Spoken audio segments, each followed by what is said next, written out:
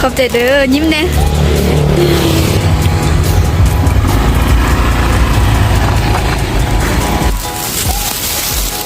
ขอบใจมากๆคือแล้วทรงนี้นะ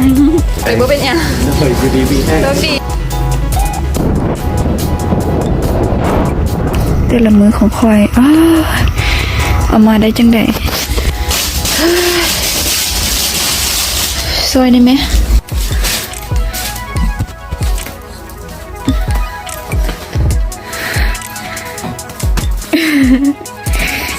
โอ๊ยตายเลย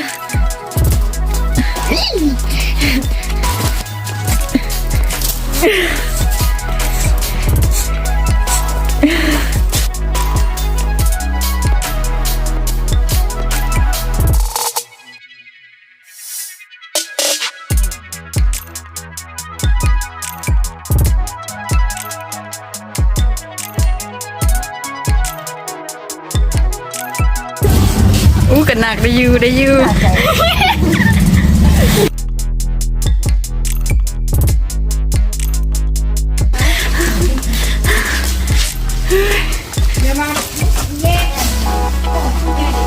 พราะสู้ๆเด้อเอาบุญน้ำกันสู้ๆเดี๋ยวคนเครื่องไฟพอก่อน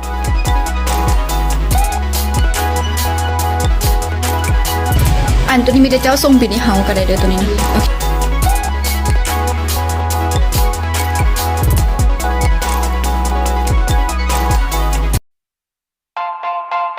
อย่าคู่คำเลขสิว่าเขาไม่เหรอมีประมาณคำไม่อีเลี้ยงขอโทษเมนกับบอกเดี๋ยวเขาคือได้ออกที่บอกไว้ข้างหลังเลยกับโบคิดว่าสีอันนั้นเน่ที่ได้จับไปแห่งแล้วนะล้อเดี๋ยวทั้งนี้กัดติดมันซ่าย้อนไปซื้อเครื่องอะนะโอ้ดู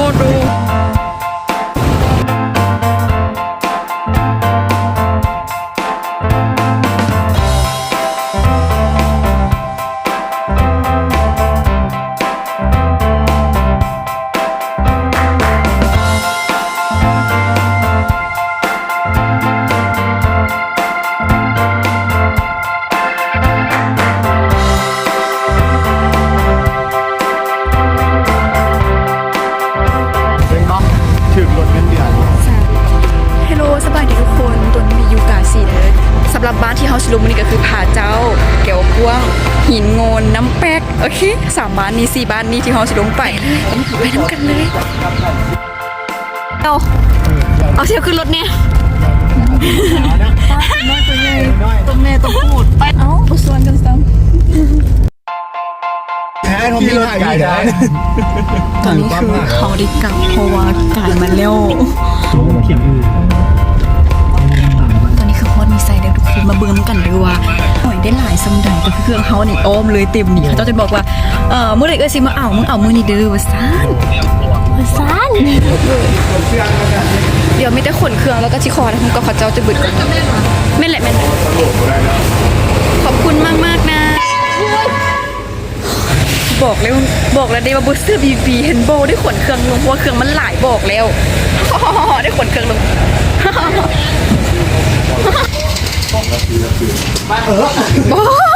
ไอ้เรามีสุดยอดแห่งได้น้ำเพลินแล้วพวกเจ้าจังไหนก็ขอบใจมีไซส์บ้านภูคำหลายๆเด้อช่วยให้ความสะดวกในการขนส่งของพวกเขาขอบใจหลายๆเด้อเจโยสู้เล็กเอาคนนี่ไหมเจ้าคนเนี่ยไม่เห็นบอลหันเห็นบอลหันไปสิคนถ่ายอย่างนี้สิจ้านี่หลีเนี่ยลืมถ่ายด้วยหัน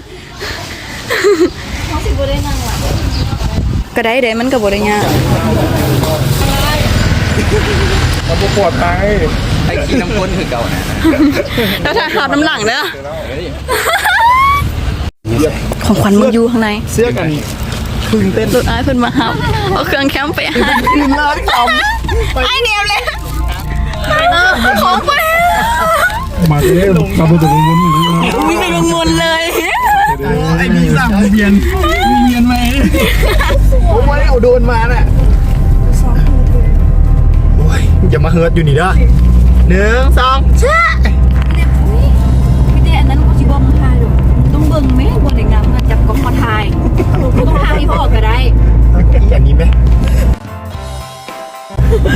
เป็นพระหลาดขนาดนี้ ไม่ได้ด่าเลยไม่ได้ด่าอะไรอันนี้โบ เป็นพระหลาดขนาดนี้ชูบเส้นทางสู่เป้าหมาย เส้นทางสู่เป้าหมายจีได้อันนั้นท่านแล้วเขาจะบอกว่านางท้ายบอ นั่งเลยไปนั่งเลยเอาสิจ่อยนั่ง ไปบีลงไป จะบ้าเหรอเครื่องเต็มปนี้เจ็บเนาะ แดดร้อนโว้ยแดดร้อนมื่นเศร้าเนาะจังนั่ง ว่า เนาะ เขามาอันตรายเป็นยังไง ยังมีหัวแล้วนี่นะ ค่อย ขี่เข้าไปก่อน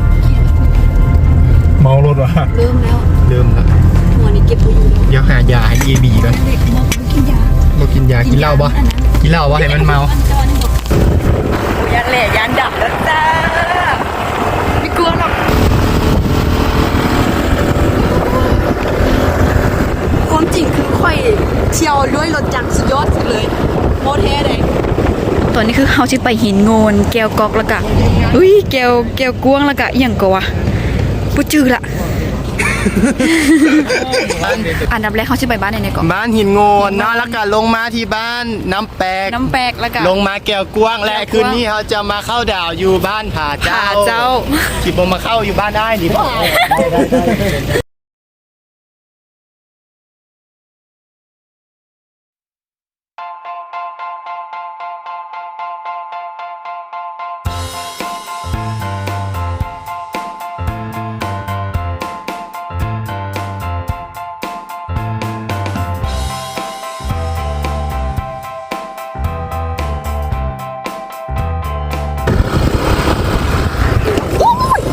หุงอีหนี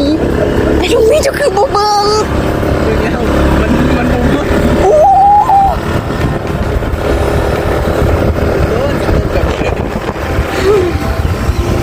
อะไรกันมันขุ่มใหญ่แซงเลยเขานะแซงต่อนี่แหละ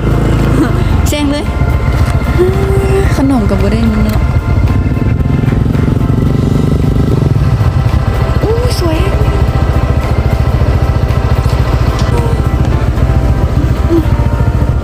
จริงๆพูดให้น้องนี่ก็ได้นะ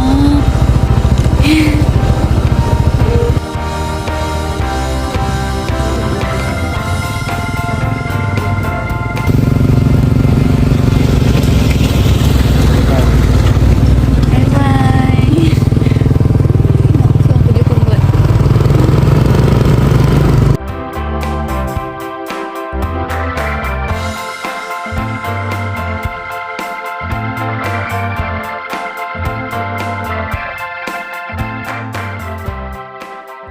เพื่อนจะอกหักส่งเศร้าเหงาใจ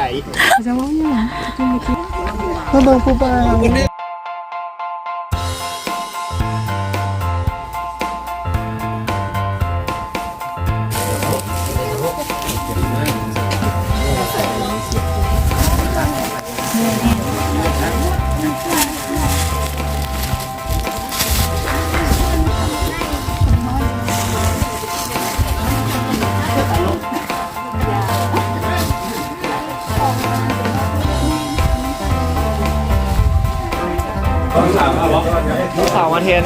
ครอบครัวเท่าสุดหลายคนเป็นผสมกัน มีเด็กน้อยด้วยกัน ครอบครัวเท่าสุด7 คนมีเด็กน้อยบ่ลูก นี่เนาะ3 คน4 คน คนไปเลย แต่เขามี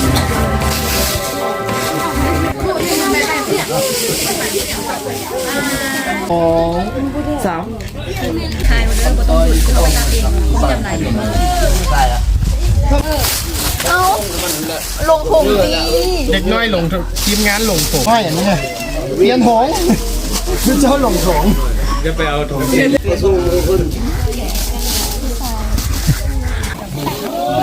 เรียงกันเจ้าบัตรนักเอง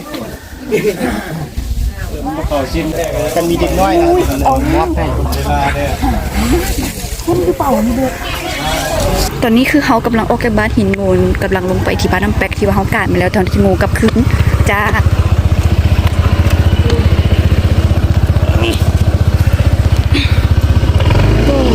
หนุ่มนะหน้าเขาจะคู่เป็นไงเส้นเสียดายดิเนาะคุณนั้นเด็กน้อยบอกกันหลายลืม กินข้าวแล้วนะว่าสิเวตลาด ก็ลืมเวอีก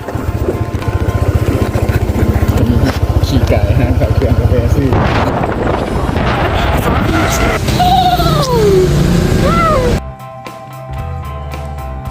อัน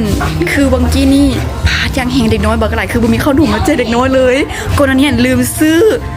ลืมไม่หลีทุกคนแม่กลายมาก็ลืม แต่ว่าเขาจะมาซื้ออยู่แถวๆนี้เอาเพื่อไปแจกใครเด็กน้อย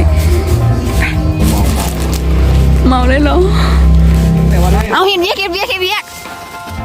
เบี้ยโกนเจ้าอ่ะ ค่อยไปยังคือว่ามันคือบ่เดินวะ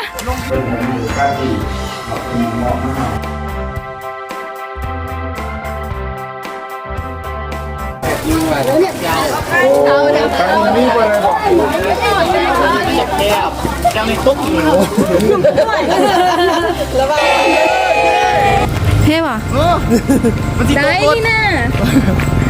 ใช่มันไปดังในเท่ว่ะขี้ตัวขี้โต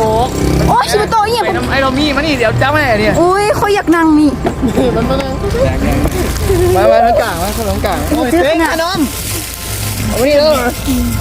นี่ละคักนะบ่ฮู้บอกเดี๋ยวมานั่งไปแล้วฮู้คักอ่ะ ขี่เรียบฮอน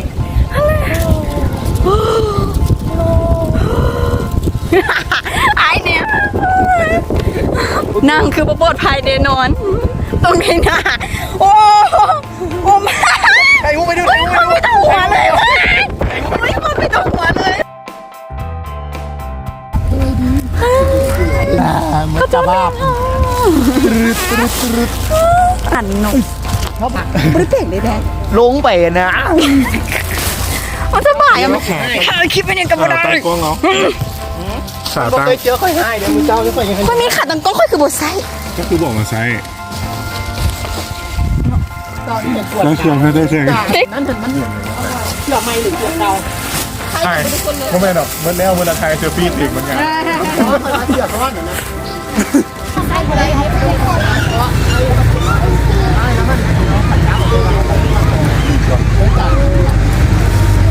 นี่ยูปักเซ่ก็จะมาขายแล้วตู่9,000อ่ะนะ ขอบใจ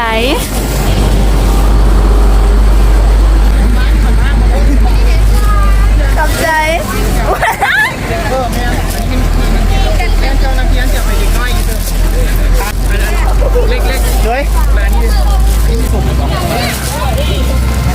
จะคอยได้ล่ะได้ เดี๋ยวลาอยู่เขาเจ้าหมายตาแล้วนี่ อยากเรียกเป่านี่นะพี่ อุ้ยอย่าอีลี่นะเฮ้ยเราเอาออกก่อนขอโทษเด้อที่จะไลน์มาอยู่ กระเป๋าลายได้ให้ควงเงินเป้าหมายก่อนเด้อก่อนอื่นจะติดครบเป้าหมายกันเด้อ เขาต้องเป็นเวลา สอรี่อีเล็กเอาเมียคนคืออยากหัวจังสิโอ้คือคักแค่ ที่บัวบ่ ไปซักเอาได้อยู่เพราะมันเป็นผีฝุ่นซื้อว่าเป็นหยังแท้ได้นี่ไปซักเอาได้อยู่เจ้ามันเดี๋ยวสต๊อกเดี๋ยวเจ้าได้แล้วเอาให้ผู้ข้างหลังก็ได้เราบ่ทันได้ยังทันเดี๋ยวนี้ลูกค้าหลายขนาดเลยทุกอย่างไปได้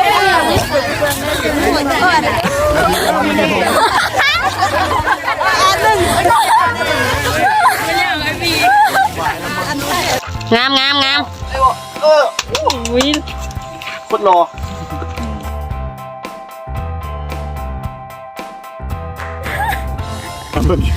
มึงได้สีเสื้อมึงได้ ก่อนจะแจกเลยเพราะเห็นครอบครัวหนึ่งวัน เห็นแล้ว8 คนเลย นี่แหละให้หูพันจงให้กัน เริ่มซื้อแซปปิ้ง ฟืนมาให้เพราะว่าเขาต้องการเ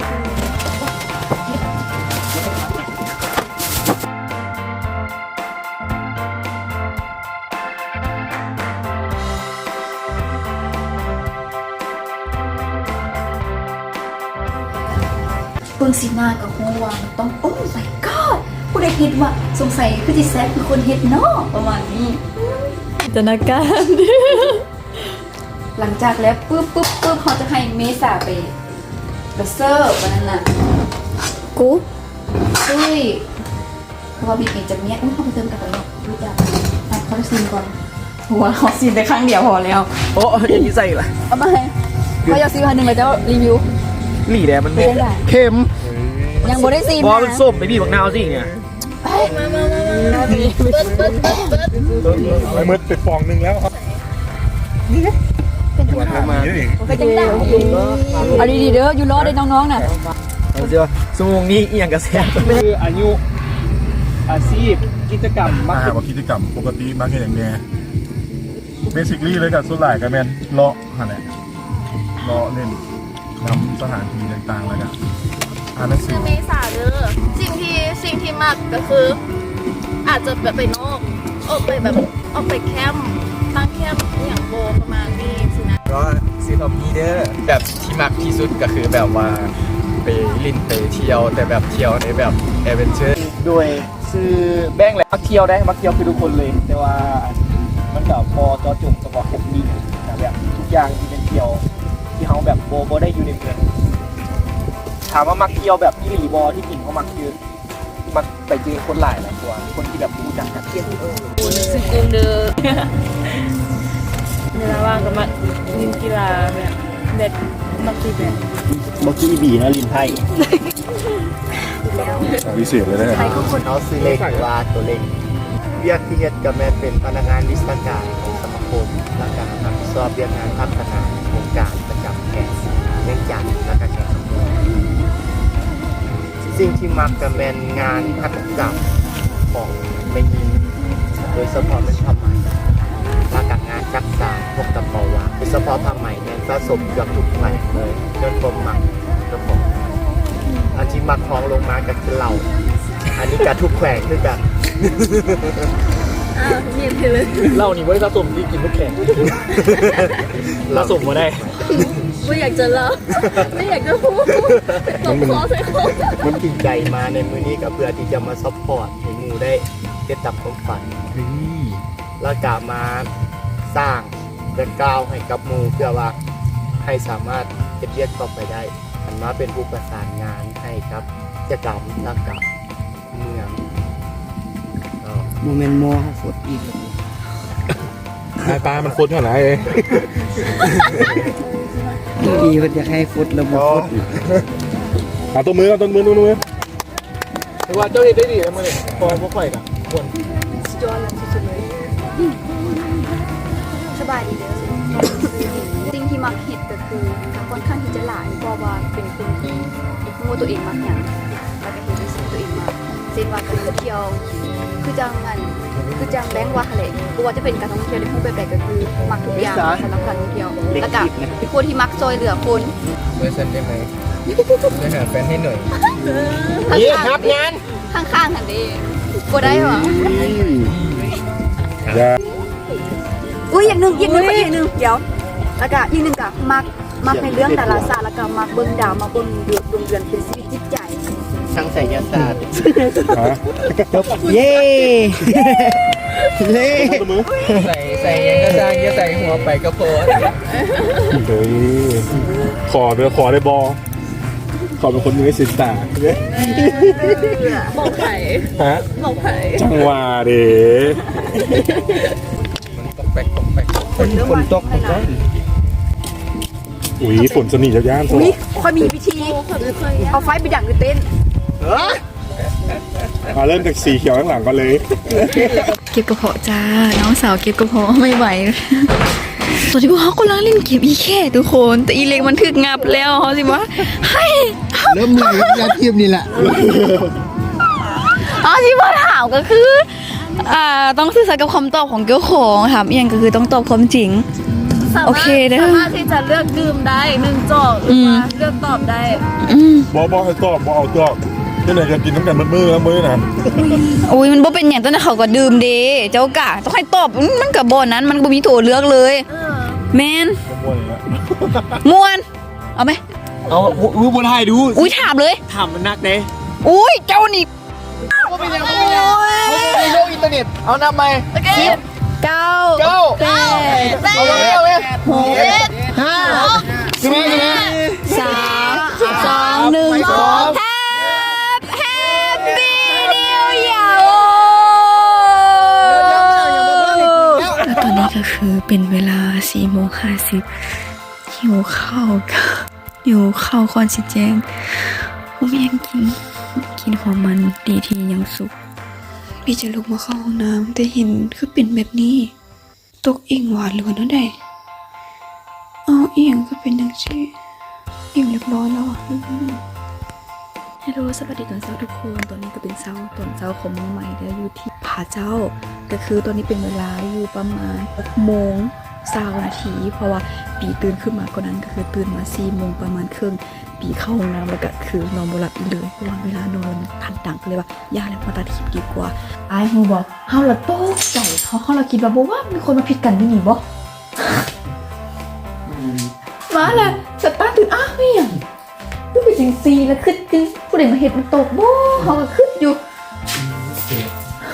เฮาทีแรกก็บ่ได้คิดว่ามันหนูดอกมีหมู่คนนึงมากเลยว่าน่าจะเป็นหนูมั่วซะว่าหนูตกใหญ่เขายังบ่ตื่นเลยวิวโคตรสวยอ่ะ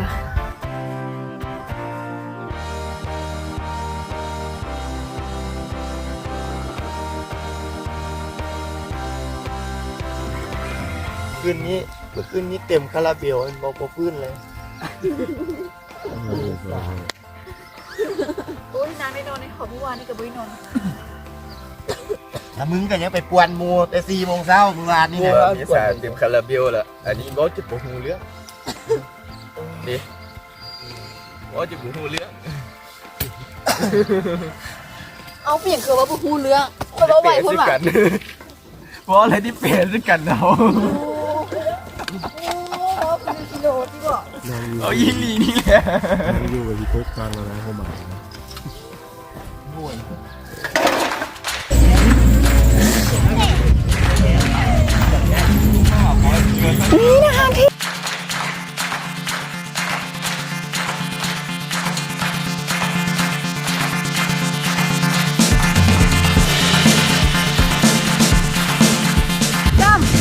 ปูลูกกา